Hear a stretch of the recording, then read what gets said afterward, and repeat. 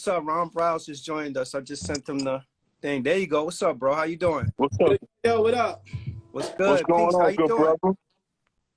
Chilling, man. Yo, good looking. We appreciate you taking time out of your busy schedule to connect with us. No problem, man. That's what I'm here for. Yo, That's so right. let's get right to it. Harlem, right? So you from the era where Harlem really had it popping, when it was Cam, Mace, Jim, Jewels, Bathgate was doing his thing. K Slate was doing his joint on the mixtape circuit. Rest in peace, Big L. You know, who and what inspired you to get into music? It's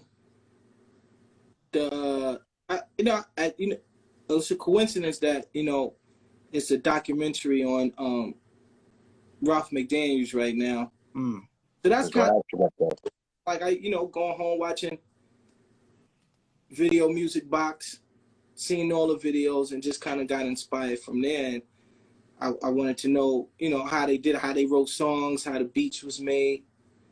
And at 12 years old, I got signed to Kevin Childs. I was got signed to Kevin Childs. I was like 92. I was 12. And then Kev got incarcerated in 94. And I got on the phone on a jail call. I'm like, yo, where the equipment at? Equipment. And then I kind of got a drum machine and started teaching myself how to make beats. And that's how the journey of being a producer had came about. So it kind of happened by accident. Okay. Kevin Childs, a Harlem legend too. Yes. That's what's up. Were you always an MC? That's what I wanted to be at first. Okay. But like I just said, I was signed to Kev as an artist. As an artist, all right, not a producer. You did say that, that's right. So then when they got incarcerated, I got the equipment, and then I started teaching myself how to make beats. So how'd you end up getting a placement for Big L's album? Long story short, that at the beginning stages of making beats, I was outside one day and Big L just happened to just walk past the block. Wow. And he walked past the block, and as he passed us, me and my guy, he passed us, and then my man like, yo, that's L. At that time, I'm loaded with a bunch of beats.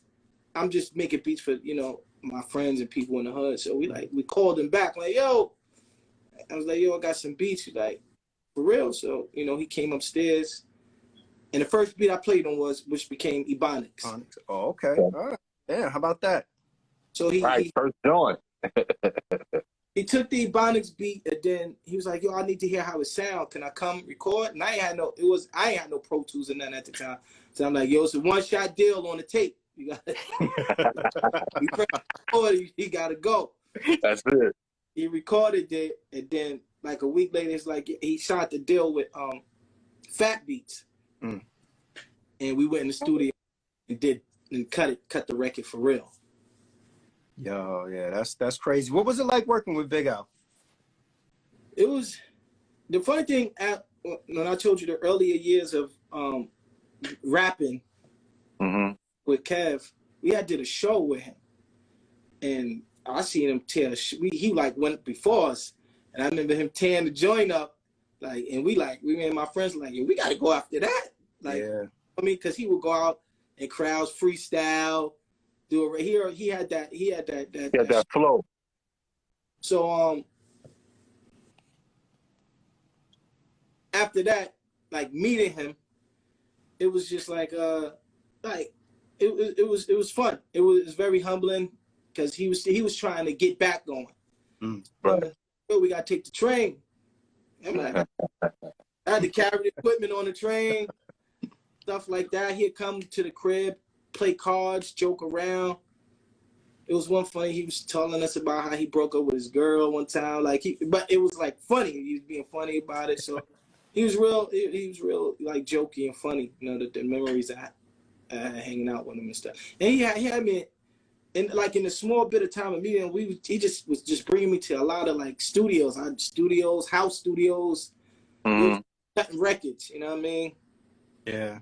Damn, I wonder sometimes, because Big L to me was one of the illest dudes to ever do it. If Hattie wouldn't have, passed away or had his life wasn't taken from him, like his potential was just like unmatched. Like he was just, yeah, like I'm just thinking like even back from the Big L days when, you know, like before he even put the first album out, when he had the Devil's Son, like them joints playing on Stretchin' Barbito and him on Finesse album and Showing AG album, like that dude's potential was like unmatched. Very unmatched. His skill level was way beyond his time, man. Way beyond his time. But you said you had a call from jail and you asked where the equipment was, or where the equipment was. So what inspired you to become a producer? Was it someone that influenced you and you said, you know what, I'm gonna try that shit? The funny thing is when like I'm still in the group and we had a producer and I just thought the beats wasn't fire. I learned. Who's the producer? Who's the producer?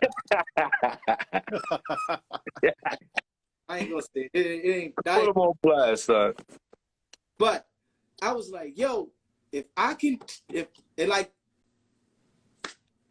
we used to hang out with Kev like in different spots, and he had to quit in the places he used to let us hang out. Mm-hmm. I used to, you know, like, damn, if I could figure this out, I could kill that shit. Yeah.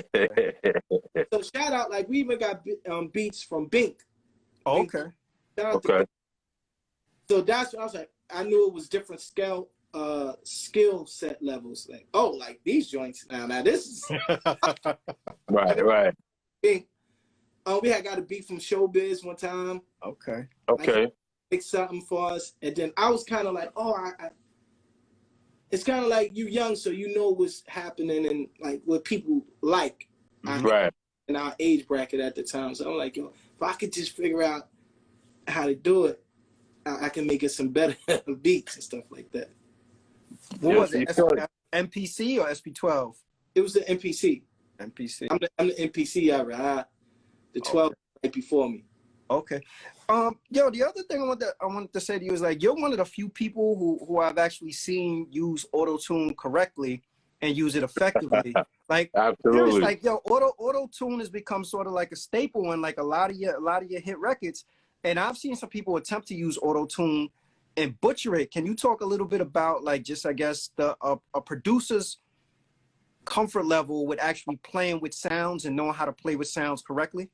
The funny thing you said that is I used it wrong. Wow. It was wrong. So what happened was I was like, Payne was running around, but then when I seen 50 do it, I was like, he kind of killed that on I'm a Rider. I said, I said, if I get it, I'm gonna do some Uptown type of party record. So right.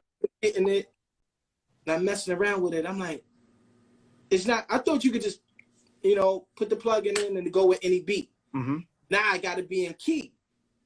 So that's why in Pop Champagne, you hear the drums at the beginning. The drums, I'm like, oh, I can hear myself. So this sounds cool. And then the other instruments came later on Pop Champagne.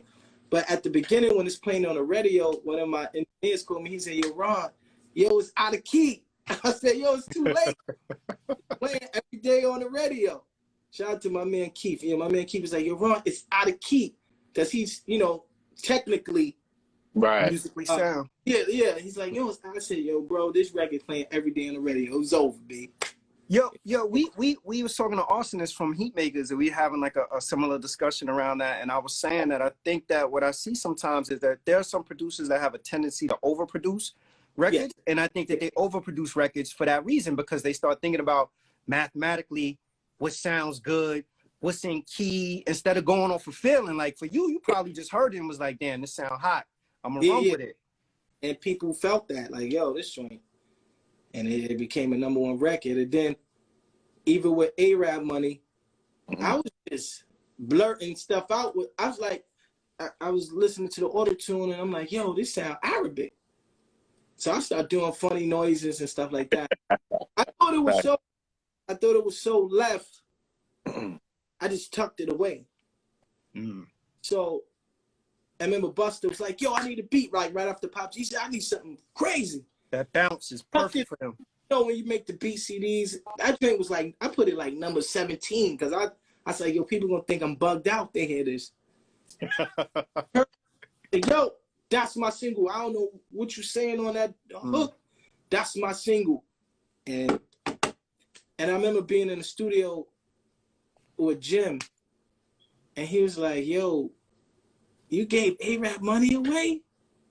I said, yeah. He said, that was the heater. But you know something though? It gave it landed in good hands because Busta did well by it. Yeah, like I tell people, I said, Busta had the marketing plan behind it. I wouldn't have had the marketing plan. And he had a dance to it and all that. I probably would have just, been regular with it, but he had a whole marketing scheme, and I was like, and a whole rollout for that record. Yeah, it was better in his hands than mine. Yeah, but that goes back to what I was saying though about like the ability to take risks and being comfortable with taking risks. Like even just playing with the hook and the sounds and stuff like that. How hard is it for a producer to kind of step out of the box and do those different kind of things? Yeah, you can't care. It gotta be a feeling and just don't care. Like, yo, to be the courage to be different. Like I'm about to I did it, I was like, yo, I'm bugging out. Like I'm telling myself that, like, yo, you really crazy. So I tucked it away. I said, yo, people gonna think I'm bugged out. But then when Busta heard it, he's like, yeah, that joint's a smash. I was gonna ask you, man, because it's just as many producers today as there are rappers. So what separates yourself from other producers? I get busy. I could rap. That's the truth. I could rap with the auto-tune, without it. I could get melodic. I like your boom baps. I love your boom baps. Like the new joint, the Cough Up the Ice. Yeah. Cough Up the Ice shit is like, I put that on my playlist instantly, son. Instantly. Yeah. That's where I'm from though. Like people get confused of me as an artist and like the Pop Champagne, the Jumping Up. Right. But I did Ebonics, I did Ether, I did I Whip Your Head Boy. Mm-hmm. Yeah. I Whip Your Head Boy. Yo, you know something? Of course, everybody knows the Ether, the Arab Money. But I didn't know that you did I Get Crazy for Nicki Minaj. Oh, Get Crazy, yeah. Yo, blow it for Luda. With Nicki Minaj. He did Luda shit too. Yeah, I read somewhere with Nicki Minaj said that's like one of her least favorite songs. Like, yo, to me, once I found out, I'm like, all right, Ron Browz did. It makes sense because it kind of got that Harlem feel to it, like that getting light shit like the kids was doing. I'm like, yo, that's crazy. That's where it came from, though. That's that energy it came from, and she heard it and she did what she did. That was one of her most. It's one of her most popular records. And that's why I'm bugging, because I read somewhere where she was like, that's like her least favorite record with Lil Wayne. I'm like, yo, that's like one of your better records with Lil Wayne. Like that to me, I don't know why she didn't go harder. Maybe she kind of got busy on that. Wayne was at the end, but she already bodied like 2 full verses before he comes in. Probably like she's saying like with him, a record with him. With his, yeah. So how'd those opportunities come about? How'd you end up linking with her? Well, I know it was early on in her career, so she's much more accessible. This is people at the beginning of their grind, and I'm making noise as a producer. So, to get you a Ron Browz beat at that time was like, oh yeah.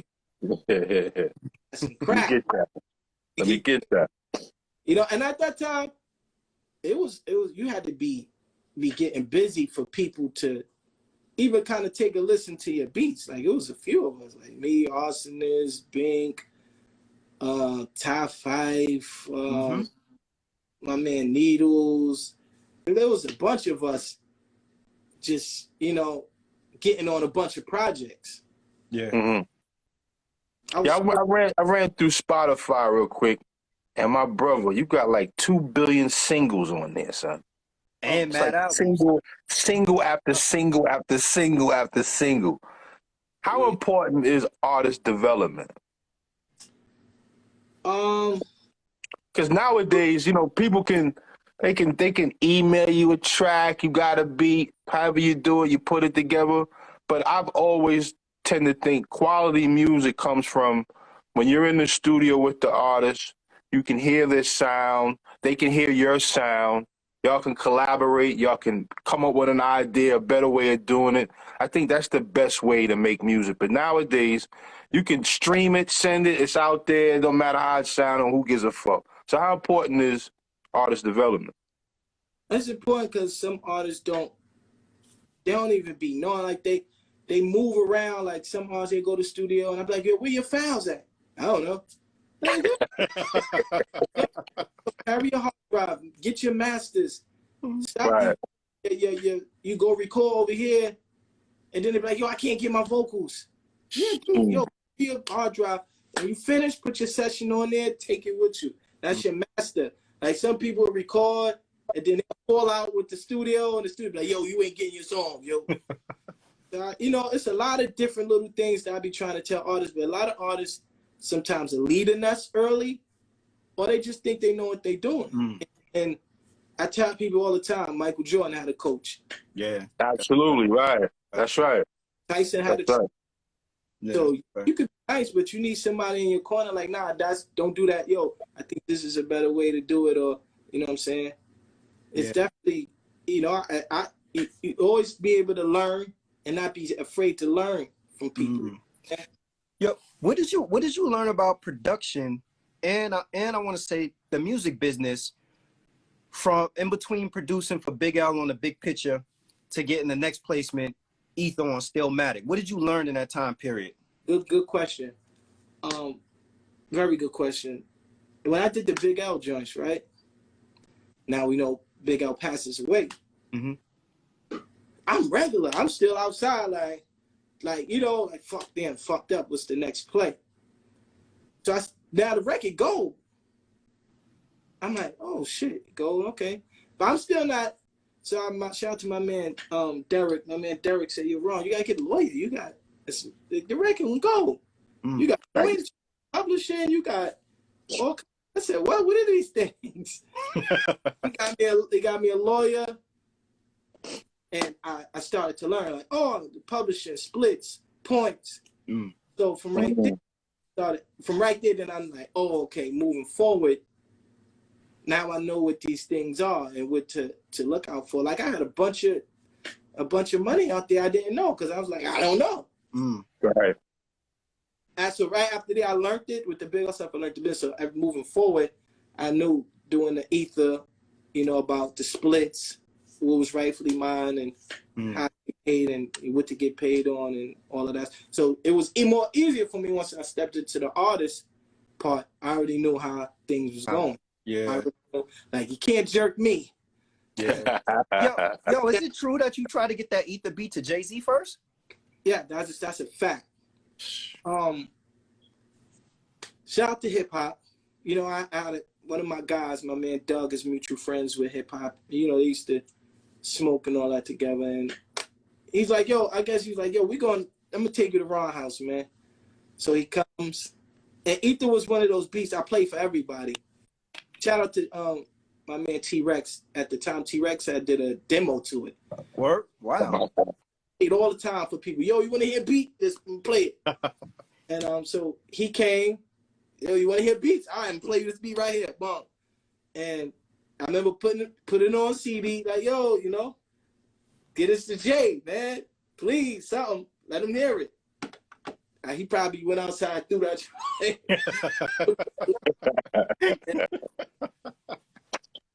So I guess Ether was happening because at the time you had to have a name, and we gave the beat CD to his travel agent. Because if you was an A-list artist, you wasn't just taking beats from anybody. So you had to go, please, like, yo, if you got a doorman, a sister, bro, yo, please pass it to him. So we gave it to the travel agent, and Ether was probably like number 17, again on the beat CD. And I got a call from him like, yo, no, they called me like, yo, he picked one. And I'm like, oh, yeah, all right. Who, the travel agent called you? No, after she gave him the CD. Oh, okay. And I called like, yo, now pick one of the joints. I'm like, yeah, all right. I ain't really believe it. It went to 2000. Nas, I get a call from Nas. Yo, he wants you to come to the studio and listen to the joint. So I'm like, I'm thinking it's a street record. Like, yeah, this gonna be a regular street record. Him talking. Then when I hear the FJZ, I was like, time out. I didn't put that there. Oh, I said, oh, this is different right here. And then the rest was history, man. That record was, it's arguably one of the best disc records in it. Yeah, for sure. You know something though? I always felt like, to me, so Ether helped catapult your career, but to me, I also feel like Ether was throwing Nas a lifeline when Jay-Z kind of had him on the ropes. On the ropes. And I right. I often wonder, like, you know, like from, you know, and I don't know what your relationship is like with him. Like, did he ever kind of give you that nod, like, yo, good looking, or was it him running it back on God's Son with Last Real? You know, like, yo. He did. After that, he was like, I'm going to get you on another project. And that's how Last Nigga Alive happened. He got me. I definitely got on God's Son. Yeah. Because I do feel like, you know, like for as much as it did for you, like it was, to me, it was kind of like a defining moment in his career when everybody was waiting to see what kind of moves he was going to make, how he was going to retaliate. And then when he came back with that, it was like, okay, all right, so now we got Illmatic Nas back. Yeah. Like, and it just the anticipation. I remember hearing K-Slay playing first, and I remember the city stopped. The city stopped. Hot 97 was playing that and Takeover back to back, and it was like that had to be a moment for you.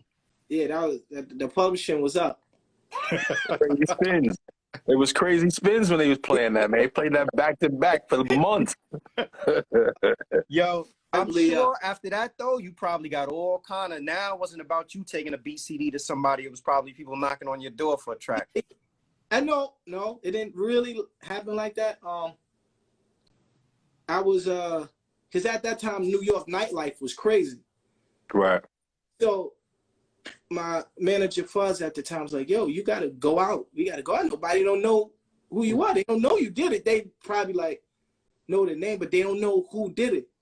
So we just be in nightlife, like, yo, this is, and then he's like, yo, oh, like I was looking for you or whatever, yo, and we make connections, and that's when I got to work with, you know, Fat Joe around that time, Lil Kim, Ludacris, a bunch of people at that time. They did like, yo, let me get some ether. I got it for you. I got it for you, for real. That joint you did with Luda was dope too, man. That blow it. That was a nice joint. Another joint that I like, you did with Vado called Used to Love. Now, I'm partial with that one because you work with my uncle, Demetrius behind the lens. He shot that video for you. Yeah. Shout out to my guy. That's my young uncle. I'm about 17 years older than him, but he's a pretty bright guy, man. How did you link up with Demetrius? I think at going to one of those interviews up there. Oh, at the Matrix or something? Yeah, the Matrix, and we kind of connected. He was like, yo, I'll shoot joints. And when I got him, when we linked up, we kind of just connected. You know, someone to connect with, and Demetrius very down to earth, talk and all that. And we have the same vision. Right. Clean and stuff like that. So he was, you know, very supportive too, and he just liked what I was doing at the time, and he did like 2 or 3 videos for me. Yeah, he did Shake, yeah, and all the people love them joints. Yeah, he loved them joint, and he did the paper joint with Pretty V too. And y'all was on Burke Avenue on doing that one too, son. Paper, cause we went to go get him. Like Pretty V had like, yo, I'm in the city, let's link. I said, nah, let's shoot a video. Like, let's pull up. Hey, whatever, I'm in town for today. So I'm like, yo, I'm gonna call Demetrius. We waiting for Demetrius to come out. Demetrius taking mad long. So I just yeah. He on his Virgo chick, cleaning up. Yeah. He's like, where we gonna shoot it at? We like, right here. I don't get it. When it gets time, it was getting dark. So I'm like, yo, I'm gonna set the camera up and do it myself. And then, like, soon as I'm out the press record, Demetrius runs outside, like, nah, I got it. You know what? I would have butchered that video that day, too. I know that. Shout out to Demetrius, man. He's a good guy, man. Man, Yeah. you had a deal with Universal, right? Yeah. So what ended up happening with the deal with Universal that made you say, nah, you don't want to move forward with them? All right, to keep it a buck, shout out to Motown, because they definitely gave me my deal. I went to Motown because at the time, you know, Pop Champagne was ringing off. I got a call from all the labels. But at that time, I felt I was locked, I was loaded. I'm ready for an album. I got an album ready. So they was the only ones like, yo, we're going to give you an album deal. Other labels like single deal. I was like, nah, I got a whole clip. I want to put a whole project out. So I went with them. And Pop Champagne was doing good. Then Jumping Out the Window was doing good. Then they was telling me something about record research. I guess like knowing how your record is doing in each region. Right. A lot too. Like Pop Champagne was huge, but in certain markets, they be like, we don't really listen to stuff like that here. Like you go into like the South, Yeah. it get, you know what I'm saying? They get different. Play stuff like that here. It's fire. So I kind of That's not our shit. it's work regionally, and so you know, I'm locked and loaded. The album done. I got Puff on the album, Mick Banks, Kerry Hilson. Damn. I had a bunch of people. So the label like, oh, we need another record like Pop Champagne. I'm like, it's only one Pop Champagne. There's only one. So now, you know, I'm on a roll heavy. I'm like, now I got to break my brain. Because now a deal, you're thinking a deal was like, oh, we family, it's buddy. It's like, no, what are you doing to keep the lights on in the building? What's the next hit record? So now you under pressure. So I'm like, all right. So me and the friends, and they got this joke going around, like, yo, give me $20. Man, you talking all night. You talking all night.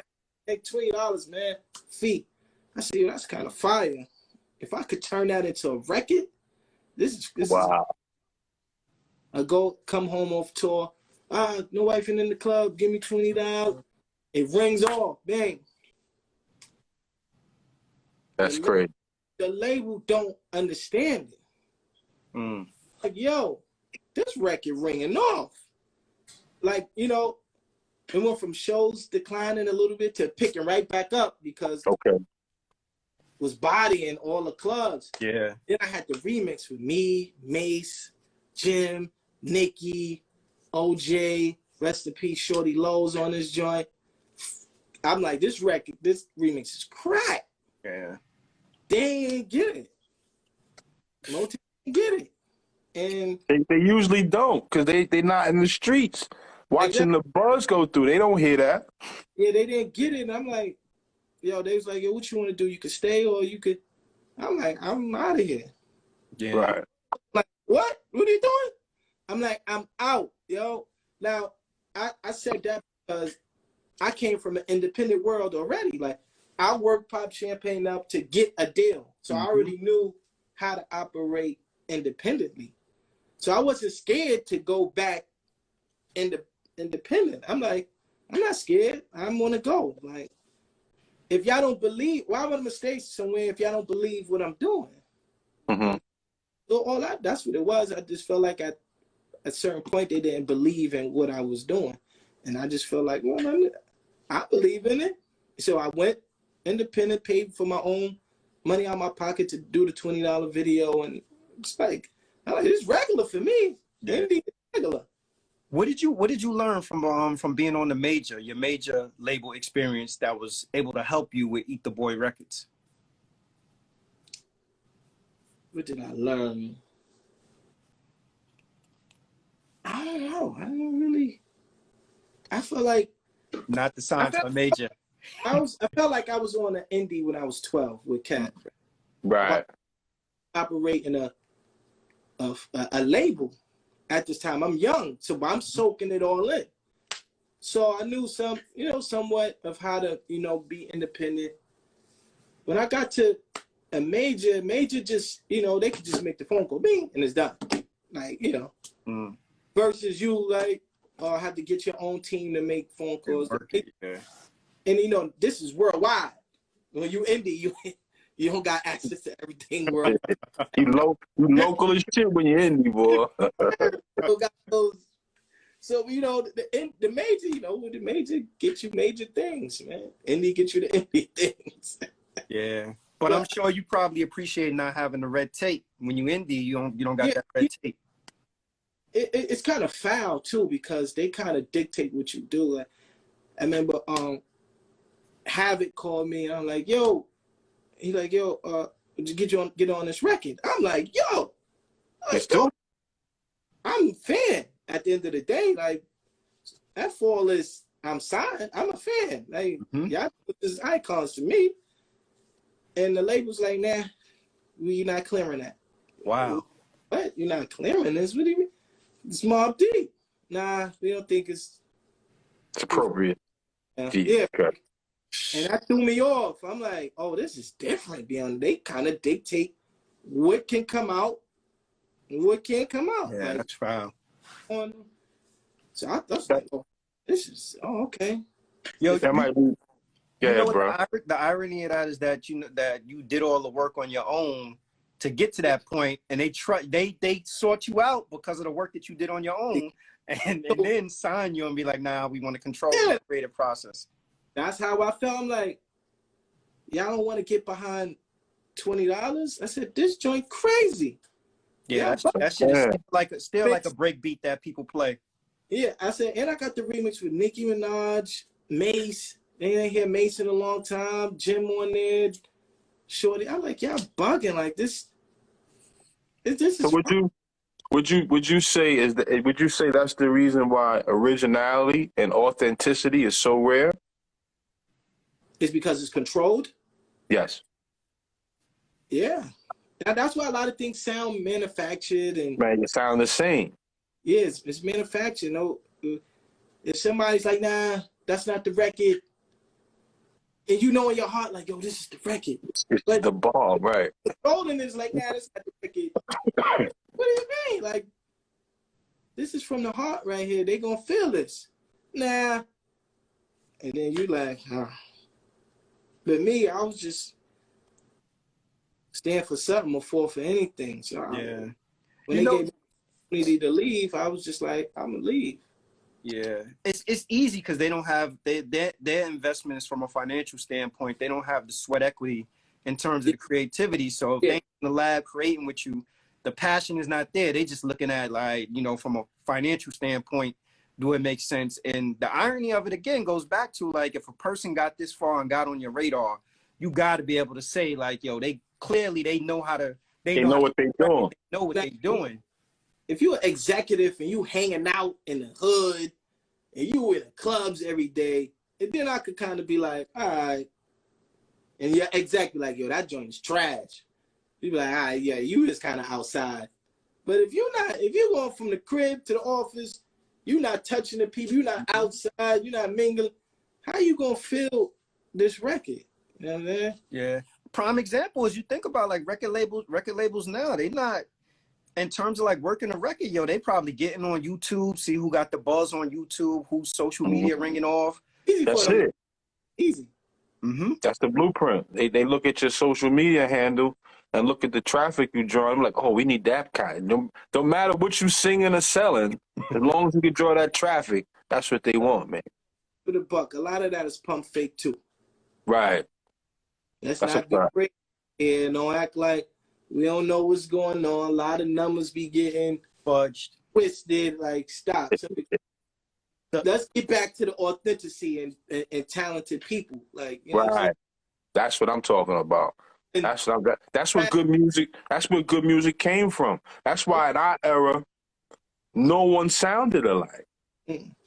One of my favorite MCs is TRex because of his offbeat, on-beat flow and his voice cadence is unmatched. Almost like hearing Q-Tip. Ain't nobody gonna sound like Q-Tip. You know what I'm saying? You need that authenticity, man. Talk about Shake Nation. How did that come about? Shake Nation came about. I got lost in my sound for a while. I kind of didn't know where I was going with my sound. and I was so I said, let me get back to this party music. So I did She Don't Like Me, record called She Don't Like Me with Remy on there. Shout out to Remy. And the kids on the internet would just send me clips of them dancing to it. I'm like, oh, that's fire. So then I'm in a space, I'm like, no, I'm trying to, this next record's for the adults. Now right. It was a joint called El Chapo, and they came again, going crazy. So I'm like, all right, let me just assemble a team. So when I go out or when I make records, y'all gonna get crazy with me. So that's right. That's dope. That's dope. So I picked out the kids that I thought was fire and put them together, and we just started a movement, doing records, bringing them out. I mean to cut your wisdom. I was gonna ask you, is little dude Ty Cash on your team? Shorty, nice, yo. I like Ty Cash. He gets busy, son. He gets busy. Yeah, 2 songs too. Ty put out on Ty Cash. So yeah, he gets busy. I just we just had a bunch of fun and people received them well. Mm. What's your creative process look like? You know, when you producing and recording. Like, are you somebody who, you know, you sit down, you make a beat with an artist in mind, or, you know, like I know there's some people that's like, yo, I'm locking myself in the basement, I'm locking myself in the studio, I ain't leaving till I make 5 beats today. What's your creative process look like? At first I used to do that. Like at first I used to mock artists in my brain, like, oh, I think I can hear Nas on this, or I can hear Banks on this. I used to make beats inspired by different like texture, voices, you know what I'm saying? Mm-hmm. But my inspiration now is just how I'm feeling. Right. Like, that's the best way right there. How you feeling? Feeling like I'm making party beats today. If I feel like I'm making boom bap, if I feel like I'm making soul, it's whatever how I'm feeling that day, pretty much. But I'm really inspired. I'm really inspired by the 90s and the golden era. Right. Yeah, Hope alive for the golden era. Like. Thank you, brother. Thank you for taking the baton and wanting to do it. Yo, that's music to Rob's ears right there. Yeah, I try to keep the feel of the golden. I'm such a big fan. Like I'm a big Biggie fan. I'm a big Ready to Die, Life After Death fan. Like far as production, right? Just like you was able to do like big ramped on slow beats, fast beats, soulful. Yeah. On a Michael Jackson joint, like it was so you could do it. People were doing, artists were doing everything in the golden era that was just fly. So I try and keep that. I'm holding on to the last bit of it, like the feel there. Yeah. Oh man. So like if you listen to the Christening 5, it's very.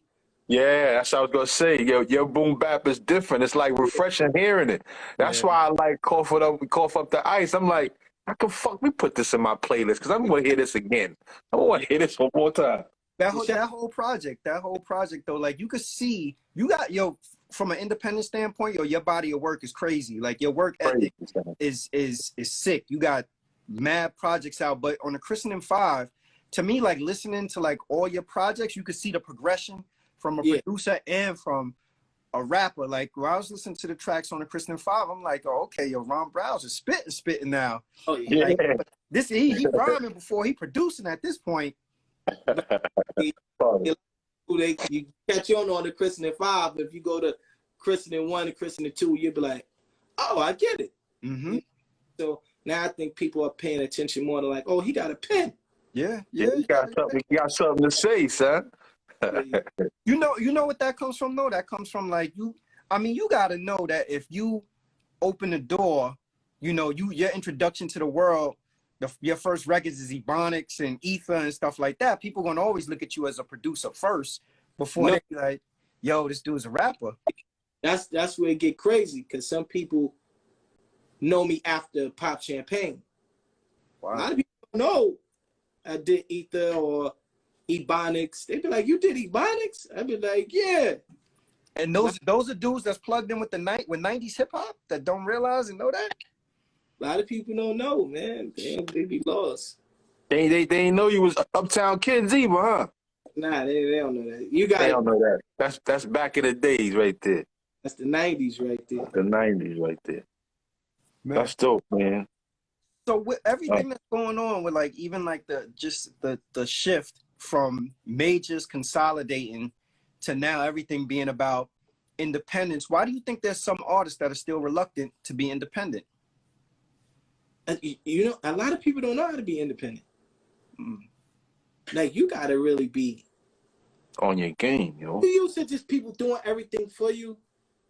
You're gonna be scared to be indie. You're gonna be scared, like, I gotta make the phone, yo. I gotta get the artwork done. I gotta make the email. I gotta upload it. And it's so easy to be indie now. Like, you get to make your, get your artwork done, upload it. You upload it. Sure. I could do a song tonight. Upload it on iTunes. Mm-hmm. I think that's amazing. Yeah, cut the middleman out. If you don't know the beauty of that, you're gonna be scared of it. So some people are just used to people just doing stuff for them. Yeah. I mean, you gotta have that hustler spirit though, where you're like, yo, I want to cut the middleman out. Like, why am I giving this dude this cut when I could go direct to consumer? Then, like you said, if you really got a hustler spirit, you say you got mad singles. Yeah, I'm here. Yeah, son, that's how I was like. Yeah, give me all that. Give me all that, son.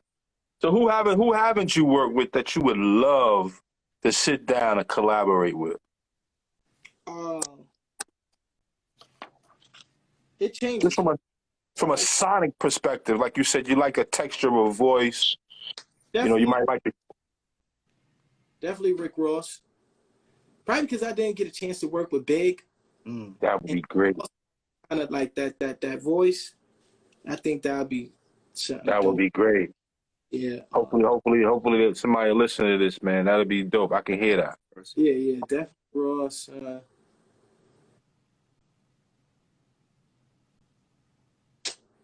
I don't know, man.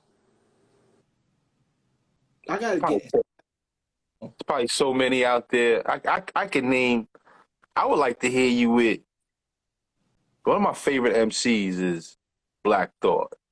I don't know how that would come across, but your boom bap, that boom bap shit that you on, son, that can catch Thought's ear. Like, what's that, son? I can rock on that. Because even the joint, one of the joints that Demetrius shared at me, No Tomorrow with Mook on there. That joint right there is a nice joint, B. Fire. That was That's fire. fire. That's super fire right there. That's what I'm talking about. A little bit ahead of it. Right. Yo, Ross, it's something about Rick Ross that I've always appreciated. That I think Rick Ross got like what he don't have in lyricism, and I like him as a rapper. What he don't have in lyricism, he makes up in like his beat picking. Yeah, like that dude. Yes, he could pick a beat, yo. He could probably executive produce a lot of people's projects on the low because his beat picking is good. Yo, a lot of people can't pick beats. Yeah, because people making songs, a lot of people only making songs, I think, only for themselves instead of thinking about what other people want to hear too. Like, yo, like when I hear rap, like, why you just let me do? I would have, right? Like, like, get you right. You know what I mean? Yeah. Yo, Nas was accused of that for a long time too, though. Hell yeah, he would pick some whack shit. I'm like, what are you doing? I don't even sound like you. But there was a lot of A&Rs back then too who were feeding the artists, beats as well.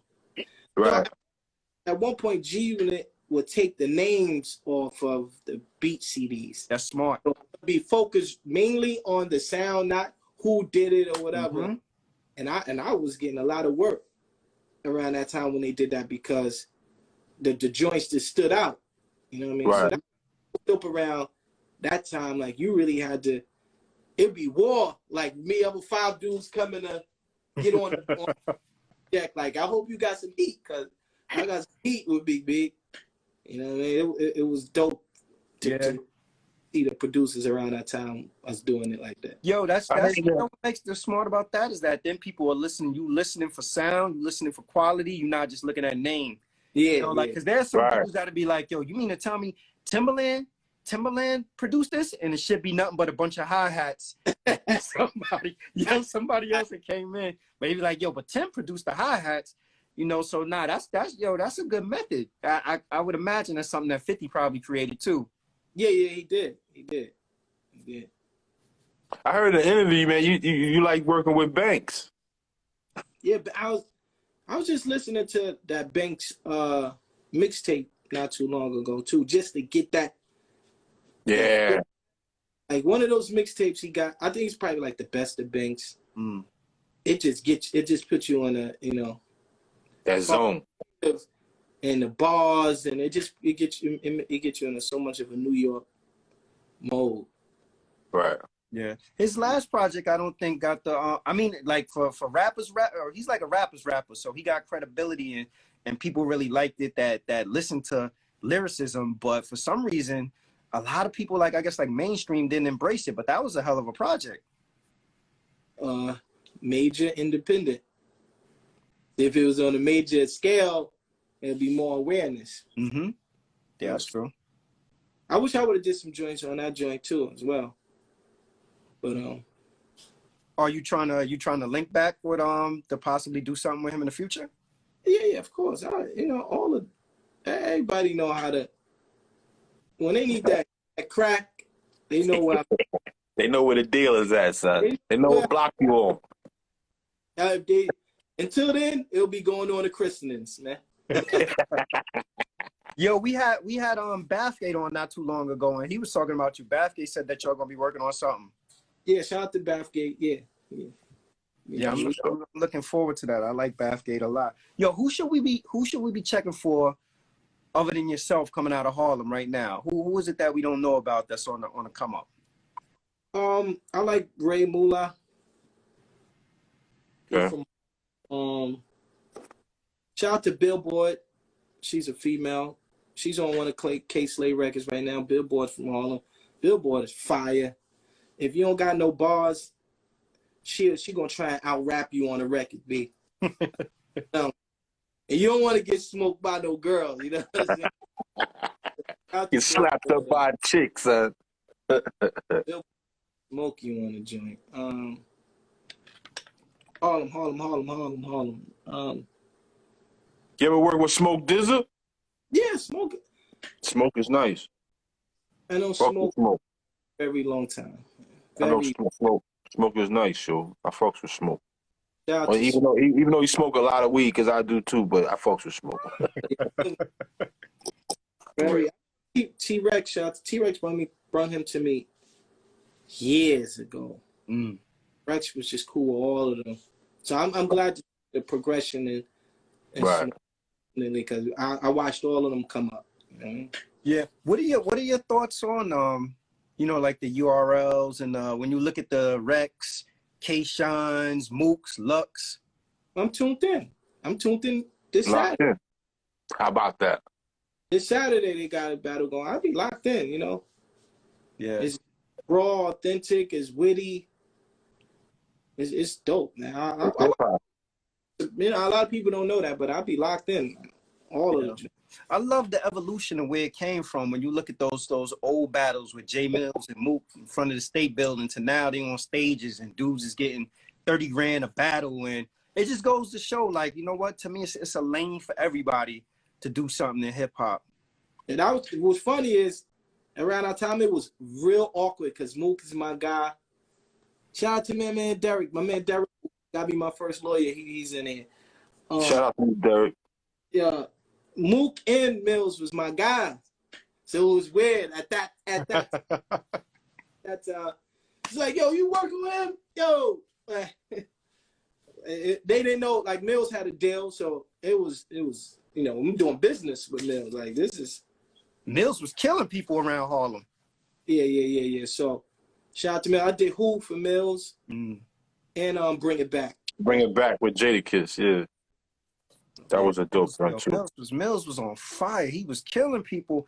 Yo, the legendary battle is when he kill homeboy from what? Damn, I always forget the dude name. With in the battle, he's like, "Yo, Big, am I trouble or what?" Yeah, Saya Castro. Saya Castro. Mills versus Saya Castro. That was a crazy battle. And then of course the Mills and Mook battle was crazy. But I think it's just dope to see them to see that, you know, how battle rap has evolved and, you know, like even the production value of battle rap, like from seeing it on the camera, the smack camera, to now you watching it on pay-per-view, and you like, damn, like, yo, this is in 4K. I was at the Rex and Uncasa joint too. Like I was there. That was a good battle. Like, to be there would be funny too. Like just to absorbing all the energy and all that. I can imagine. Watching on YouTube, I'd be like, if I was there, I'd probably lose my mind, you know. Yeah. Yo, it's weird energy, man. It's almost like, is something gonna happen? Something gonna pop off. Something gonna pop off. Yo, look at the terminology though that you hear in battle rap. Like people will be like, yo, he won on camera, but this person won in the building.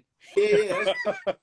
It's real technical now. I'd be there like, this dude won. It's funny how, you know, two people gonna have two different perspectives. Mm-hmm. Right. People be like, he lost. It's just how you perceive the bars from each dude, you know? That's one of the things that early on used to drive me crazy about battle rap, because it was like everything was debatable. It's debatable. I'm like, damn, like, yo, why we having battles and nobody ever win? Unless somebody get 3-0, they get body bagged, then you like, nah, you lost. This dude lost. But everything was debatable. If it was winner take all, it'll be a lot. Yo, that nigga lost. You know what I'm saying? Yeah. That some of that stuff just be like, you be like, damn, like, yo, it's how you call it. It's debatable. You be like, come on now. Hey, I mean, I don't know. I just, again, like, yo, I think it's something dope for the culture. And even with like now seeing like artists step back in and throw their hat in the ring, like the Cassidys and stuff like that, like you could tell it's a different lane. Like Cassidy is coming and Cassidy got bars, but Cassidy don't got the schemes and the wordplay like these dudes. And, you know, and maybe they can't make a song like him. So it's just, battle rap is intriguing. And I think battle rap is going to continue to grow even more. Like my thing with battle rap though, is I think that the one thing they got to figure out is how to get better crowd management to optimize and get more out of the show. Like, is this to have 75 million people on stage? Yeah. Then in the crowd. Keep it like that, because that was how it was when you was outside. Right. They want your boys to be like, yeah, yo, that was crazy. They want to say, you know, to keep that same authenticity and like that energy. It's good though, but it go left though when you get dudes get up there snuffing each other and just turn crazy in there, yo. Part of it. It's kind of part of it. Because some people felt like, you know, the quarantine battles were boring. They were subdued. They were definitely subdued. Yeah, so people like, bring back the crowd, man. Yeah, they were definitely subdued. You know, I'm not gonna front. Yo, speaking of this Miss Hustle too, Harlem. Yeah. Miss Hustle was nice too. Yeah, she's dope. Yeah, she got bars. Yo, so we last week we was talking, and I don't know if you heard on the radio on Hot 97. I think Peter Rosenberg, Ebro, they had Styles and Havoc up there promoting the album, and they was talking about New York sound, and they were saying like the quintessential New York sound song. What is the record that defines New York sound that you could go to any state and play it and people be like, yo, New York. That's that New York shit. Shook Ones. That's what everybody is. Everybody Shook Ones. That's it. I was saying Quiet Storm also. Quiet Storm, Annie Up, and I also said maybe Hate Me Now. Yeah, all those records, but you know, Shook Ones, you like, all right. Yeah. That knocks it out the park right there, man. Shook, yo, New York party right here. somebody, who shot you? Yeah, yo, somebody probably in Omaha, Nebraska, probably got stabbed in their back. The Shook Ones. Yo, the Benjamins too. The Benjamins is definitely a New York sound. Yeah, Benjamins is definitely.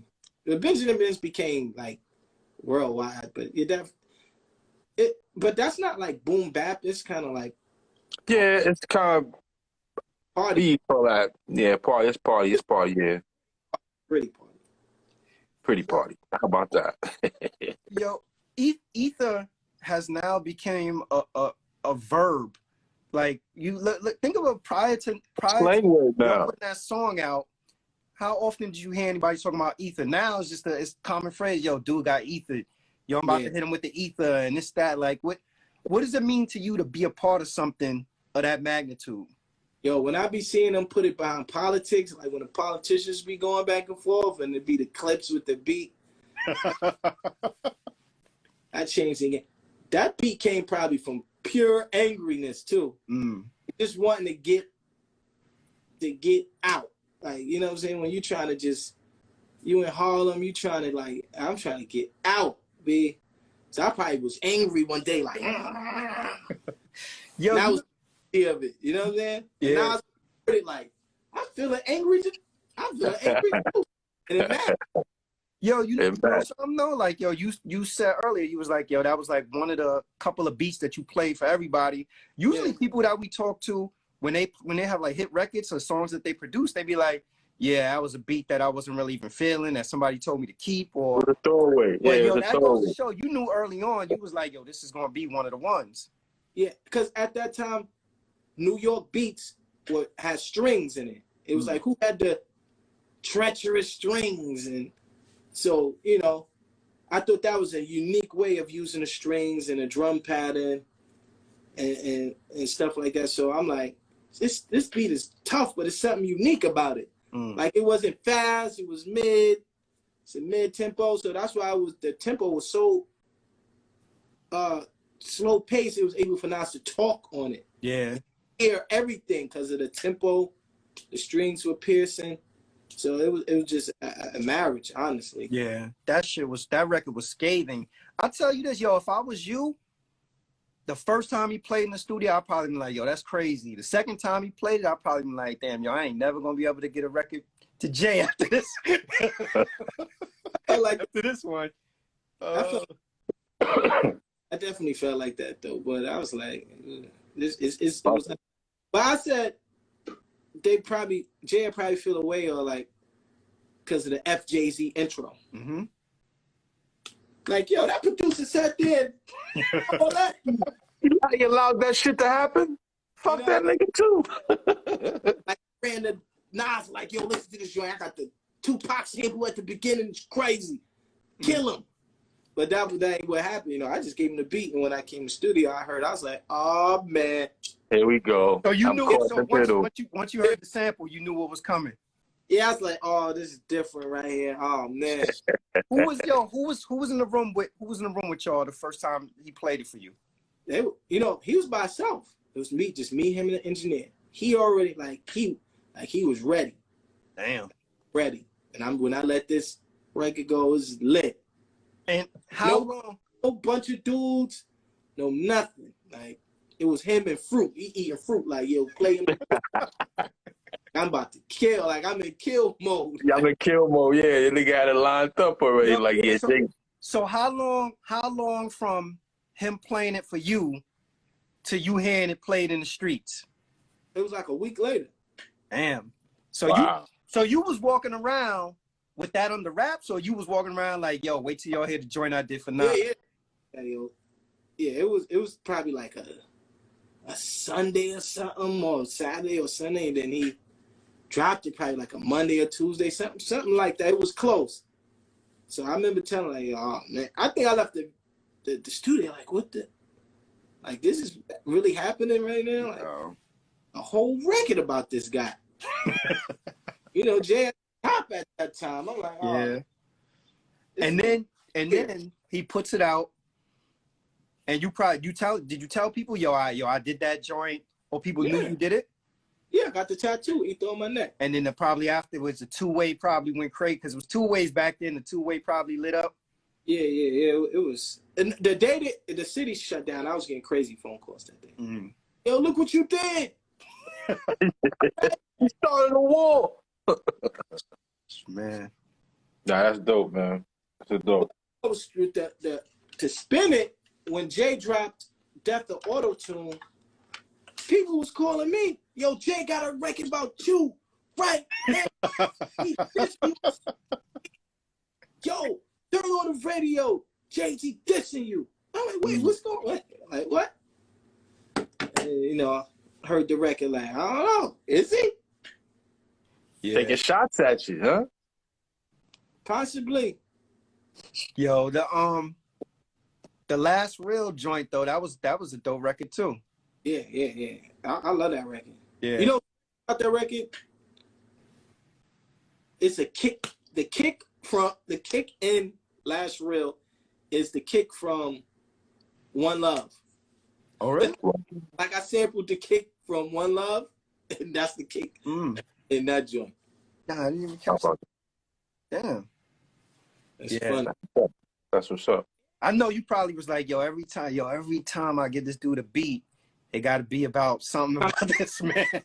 No, then Last Real was an accident. Like back then, like if making beats, it was manual, so you got the keyboard and you got a certain sound, and if you hit something by accident, the whole sound will change. But then I heard, I was like, this way sounds kind of cool.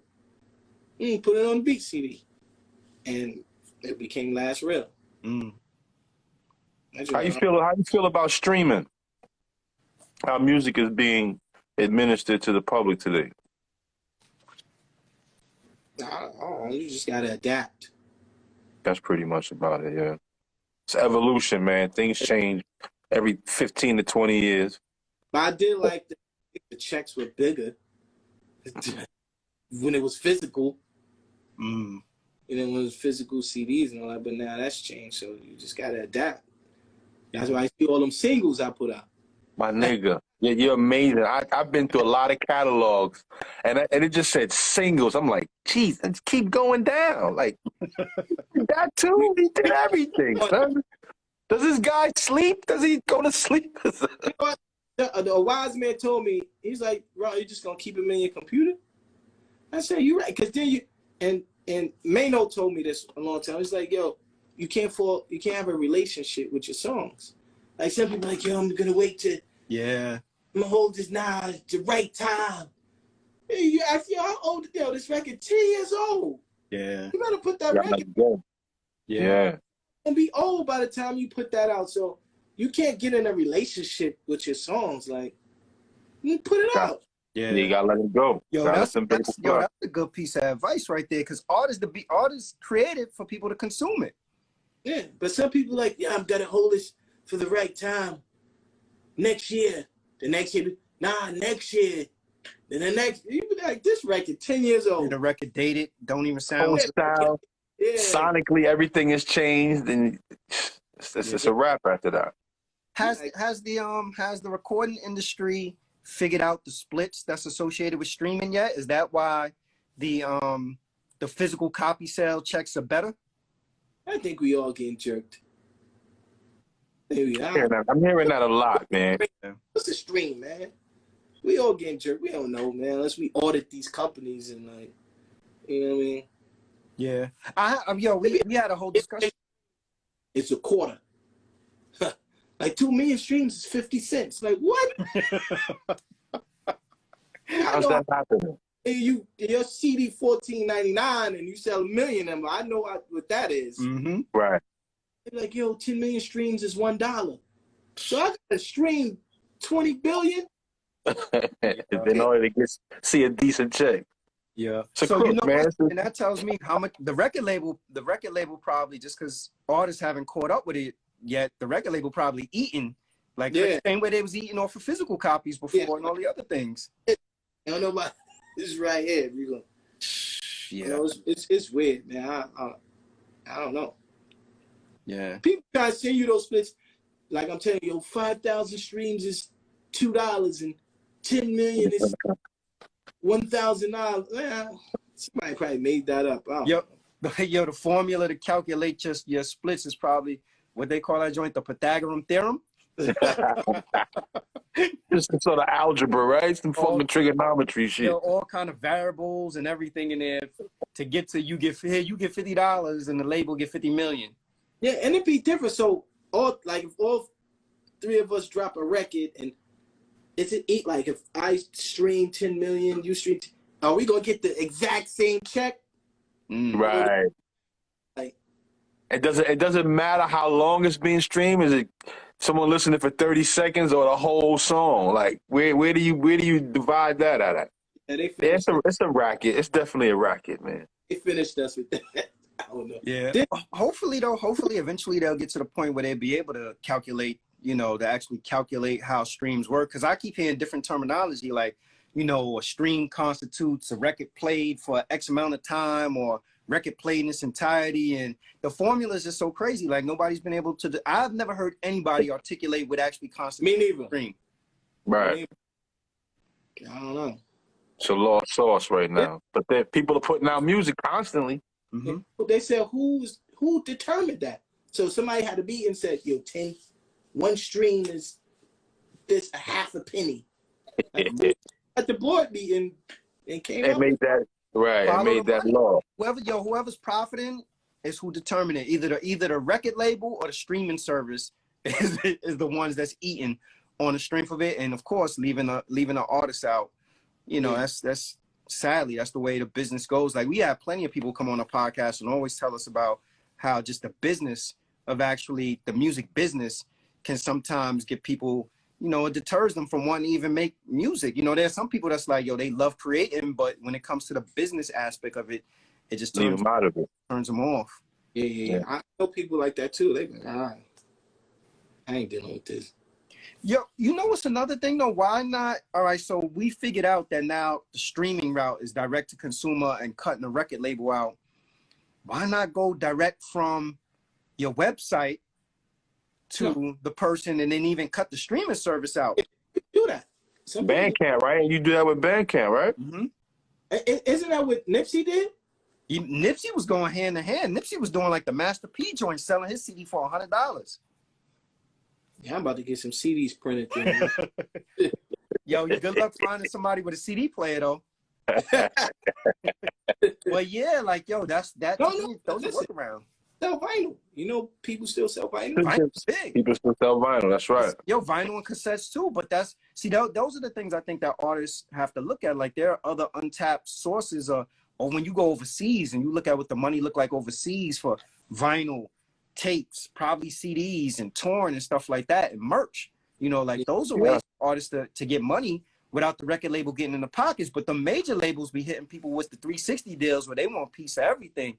Them record labels is like King of New York, Frank White, a dope deal, dime bag sold in the park. They want in. I want half, son. I want some of that. The website is the ultimate goal right there. Mm-hmm. Tell your music to cut out everybody. Like, you send me that $1 and I email you the song. Like, send me that. I know I got my whole $1. And there ain't no stream. Yeah. That's the way to do it. That's true to me. True direct to consumer and cut them out. But I'm sure like once artists start doing more of that, they'll figure out some way to try to tap into artists' pockets. But it just seems like the system is rigged, bro. Yeah. What system ain't rigged, man? Every goddamn system is rigged in this damn country, son. Like you said, though, it just take the extra step of putting it on a website. Mm-hmm. Right. That's the part of being indie or having a team, do it for you. Yeah. Yeah. So what's next for Ron Browz? What can we look out for? Definitely some more, production with artists, developing artists. Shout out to my man Maddie. Maddie's on the check, and he got that project coming out. We got a project out too. Dope. Just developing more talent, more beats, more, just more of my energy into the game. Right. We need that. I bring a lot as far as, creativity, just like I said, champion the sound, like, yo. We need that. Nah, we need that. You know what I'm saying? The game needs that. Yeah. Yo, well, appreciate you, man. Thanks for pulling up and having this conversation with us, man. Yo, this was dope. And thanks for being on. Yo, let me ask you one question before we let you go. The producer, you ain't got to give his name, but the producer who was doing the tracks when you was in the group, did they ever actually end up becoming like a big name producer where they made tracks for other people? No.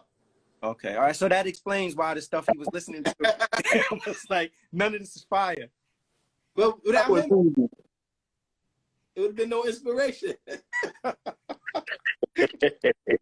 Yo, thank you everybody for tuning in to the No Ideas Original podcast. Make sure you follow No Ideas Original. Make sure you follow Ron Browz. Check out our YouTube channel. Peace out. Yo, you want to give any shout outs before you bounce? No, shout out to everybody who's been supporting since day one, man. Just make sure y'all download the Christening 5, man. Dope album. Peace. Yo, get that, man. Cough up that ice, nigga. Yo, Derek, get the Christening 5, man. Yeah, cough up that ice, Derek. Peace, bro.